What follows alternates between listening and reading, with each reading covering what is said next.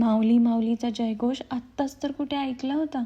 टाळ मृदुंगाचा आवाज आत्ता कुठे मनाला भिडू लागला होता. आळंदी देऊच नव्हे तर अख्खं पुणे भक्तांच्या भक्तीने भरून आलं होतं. जिथे बघावं तिथे विठ्ठल रखुमाई. ऐकायला येतोय तो फक्त त्याचा नामघोष. कोणी लाईन मध्ये उभा राहून 4-5 तास आस लावून बसलंय त्या एका क्षणाची. कधी मी नतमस्तक होईन त्या माऊलींच्या पावलांवरी, तर कोणी विठ्ठलाच्या रूपात या सगळ्या भक्तांना पोटभर खायला देत आहे, औषधं देत आहे. कुणासाठी वारी म्हणजे स्वतंत्रता, तर कोणासाठी विठ्ठलाच्या जवळ जायचा मार्ग, कुणासाठी प्रेम, आपुलकी आणि जिव्हाळ्याचा सोहळा, तर कोणासाठी दरवर्षीची तीच प्रथा.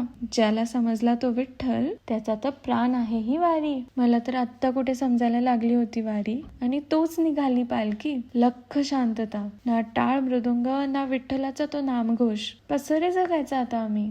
आलास तसा राहा की 5-6 दिवस. विचार येताच आठवलं, दूर नाही ना देहू ना आळंदी. जातोस का कधी त्याला पाहण्यासाठी?